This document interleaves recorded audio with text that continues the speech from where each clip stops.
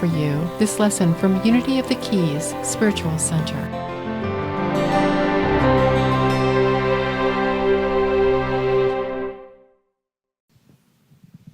So the reason I thought of this talk was that I recently started taking classes at the University of North Carolina, Asheville. And I'm taking advanced music theory and improvisation in jazz, which is something I already play, but I knew these wonderful teachers, and I wanted to go deeper, which is another reason to take a class, not just to learn something completely new, but also to go deeper into something that already is a part of you and a part of your life. And I started thinking about how much I love classes and why is that? And what is it about taking a class that's different than just looking up things and learning it on your own? And one of the things about taking a class is that you invite in help.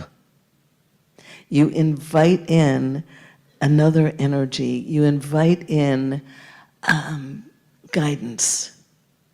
You invite in support. You invite in knowledge. So the very idea of just taking a class is an opening, and it's an act of courage, and it's an act of opening yourself. And then I started thinking, why are these classes at the university like so effective? So I'm taking one class, and this one class is a part of the MFA. It's a part of a degree in music. So it's one piece, and someone has organized all these little pieces of all the things that you need to know to have this degree in music performance or music technology or music teaching, but somebody has organized this whole program and found teachers who specialize in that. And then each of these teachers has written a syllabus. And the syllabus breaks down into little pieces everything they want you to teach, that they want you to learn. So let's say a semester is 3 or 4 months long. Every week, twice or 3 times a week, they've broken down into little nuggets what they want to teach you. So somebody has done all that work for you. When you do it on your own, because I've done a lot of studying on my own, like learning a song or learning music, you do that yourself, but how wonderful this is. Somebody has figured out this whole pattern, this whole routine of steps that will get you from here to there. And your first step is to commit. Your first step is to say, I will take this class, either by signing up, paying for it, going to the counselor and, putting it in your program. So the first step to learning is commit. But the pre-step is really to open yourself to the idea that you are able to take in new information, that there is room in your heart, your mind, and your being to expand, to be open to this idea. And then you commit. So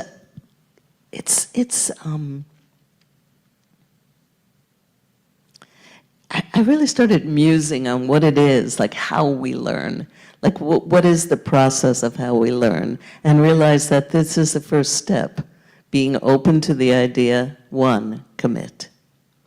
So you've signed up for the class. 2, you show up. Easier said than done sometimes.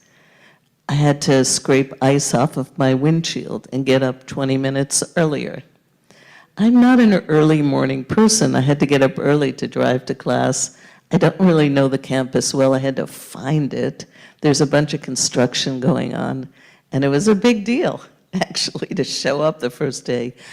The shortest way for me to get to this class I'm taking now is to park in this one parking lot and walk up these steps. There are 72 steps. So I decided this is good for me. It's good exercise, and I'm going to not take the long way around that's flat. I'm going to walk up these steps. So I've opened myself, I've committed, And even with duress, I've shown up. And it's not just the physical things. It's like your kids, like something goes on every time you try and leave the house, right? You can't find your keys, you've forgotten your phone.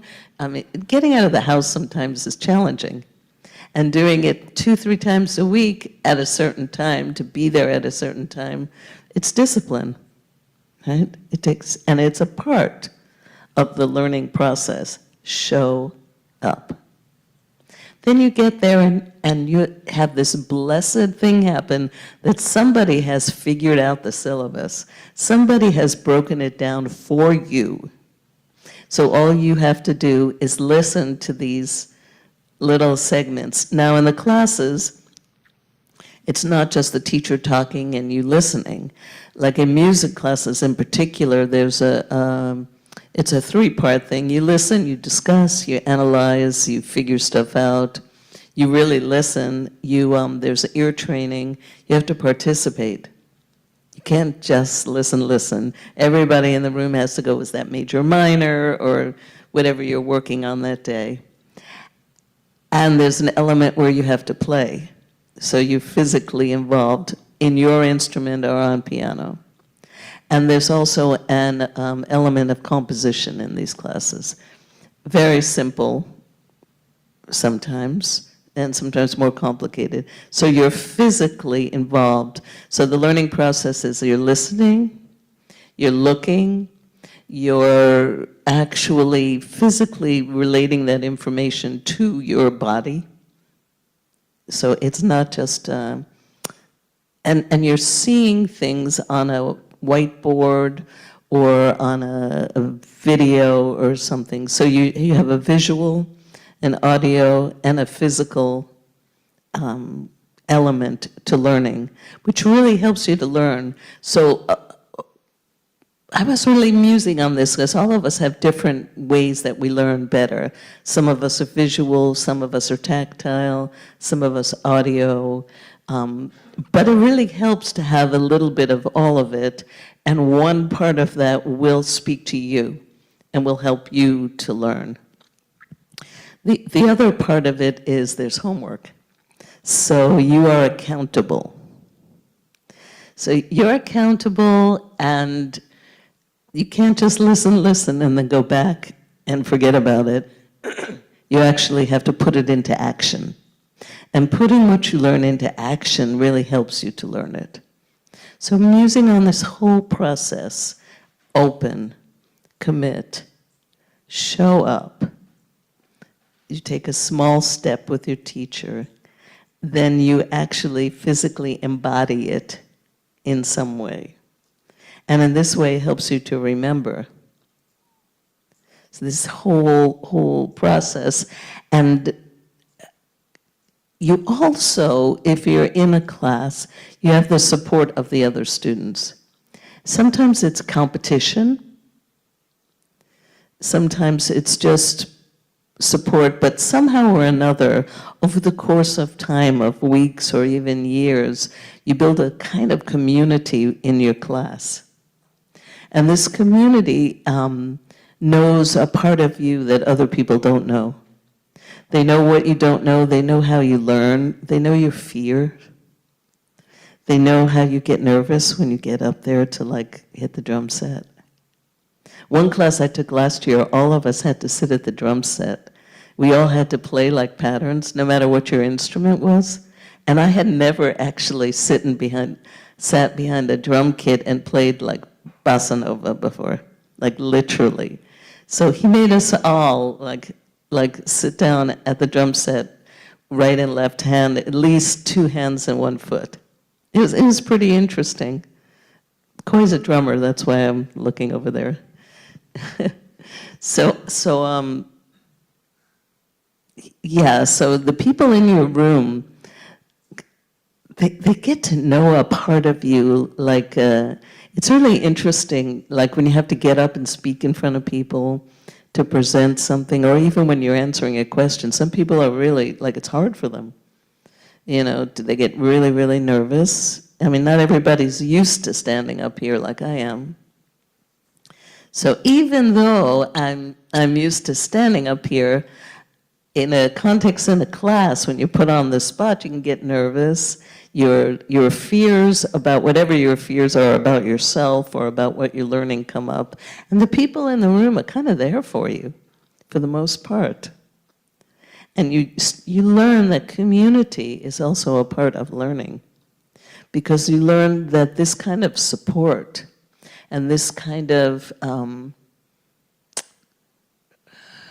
believing in yourself helps you to learn. I mean, if you don't think you can do it, it's likely you won't. But if you think you can do it, you'll try. And how do you learn to do something? You just do it until you get it. I mean, that's the only way to learn it. Some things you're going to learn quickly, some things will take time. And here's the other thing about being in a class is you have someone to ask questions. So you get kind of halfway into learning something and you realize, oh, I don't really know what that means. And you have somebody, you have a teacher to ask. You also have your community, because everyone in your class knows something you don't. And you know something they don't. Every one of you has something to contribute. So I started to see the classroom as kind of a symbol for our community. And we are all learning together. And the more we show up for each other, the more we believe in each other, the more we take small steps to be better at whatever it is that we are currently working on, the more you are lifted up. And the more you are lifted up, the more your community is lifted up. And the community, I like how the Dalai Lama talks about community, how we have always been a global community, but now because of all this technology, it's obvious. It's really obvious. You can reach out and see all around the world. So I think of learning and improving yourself as a way of uplifting our community, which is why I brought this talk here, not just to talk about how neat it is to go back to school, but also how that uplifts us individually. Now, those are all the great ways of learning, and there are also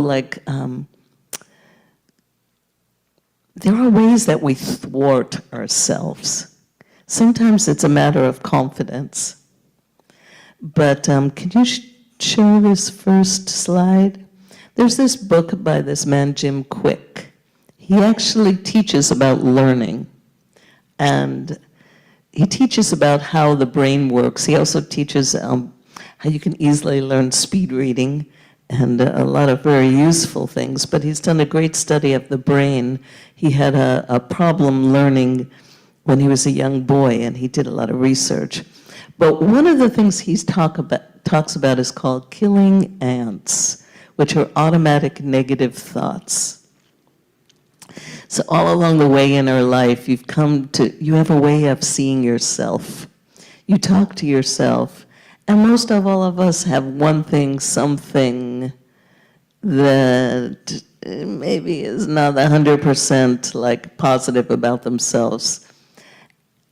And he says, he has exercises and ways of approaching it, but I just want to bring it to your attention that you have automatic negative thoughts that come up. And when they come up, to be aware of them, because they're just automatic, they're not necessarily true. They're just automatic, they're things, the ways that, old patterns. And now that you're learning and working and showing up, this old pattern may not serve you. Can you go to the next slide? And this is a book called The Thought Exchange by David Friedman. David Friedman was here a few years back. He's actually a musician. He's a music director, producer, writer, incredible, and he does workshops with musicians and singers, but also at a lot of Unity churches. His husband is a Unity minister, and He does a lot of work with you getting past these automatic negative thoughts and then reframing your thoughts. He also has another book, I forget the exact title, but it's about being comfortable with uncomfortable feelings. But he was here and he did workshops with a lot of us. I don't know if a bunch of you did them or not. It's really brilliant. And his whole idea is you overcome the resistance that you have built up in yourself to be sensational. Not just to get through the day, but to live a sensational life. That this is also available to you. Just this idea that you are able to live a sensational life. Whether it's physical or metaphysical or emotional, on whatever level you wish to feel that. Every single person is capable of a sensational life.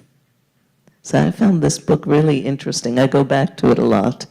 And also this next book. B.J. Fogg is I guess he's a psychoanalyst. And this book, Tiny Habits, Small Changes That Change Everything, really relates to how I was thinking about learning in class, how they break it into small steps, and that's, you go step by step, and lo and behold, 4 months later, you've learned something.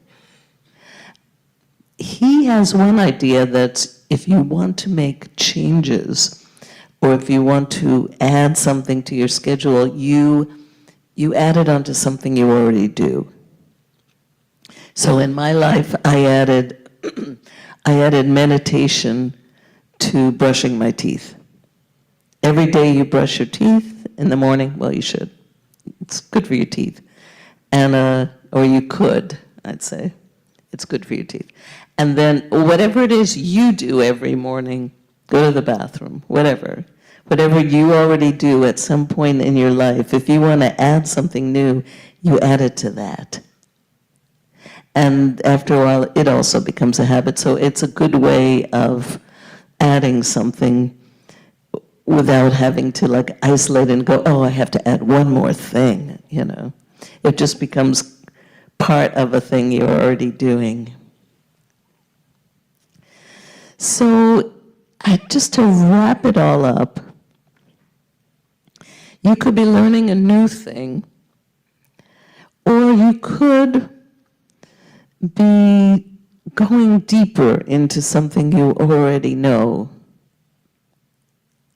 And this process, being open, committing, showing up, doing the work, supporting other people around you that you know might be on this same journey,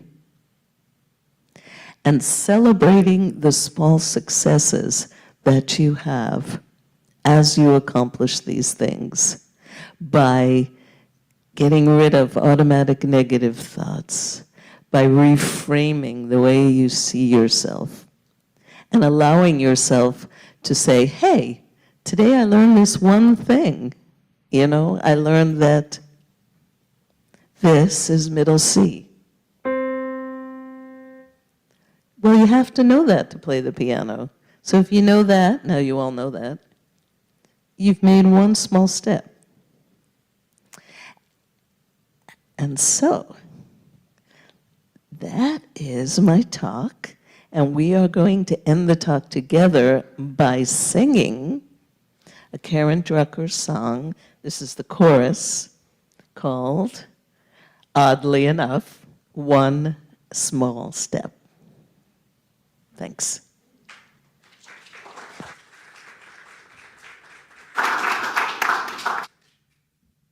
I like to end everything with music and just have everybody involved in singing with me, just so you're not just passively sitting there, but you're involved in learning and listening with me. I'm taking one small step instead of looking at the mountain. One my goal. One small step instead of looking at the mountain.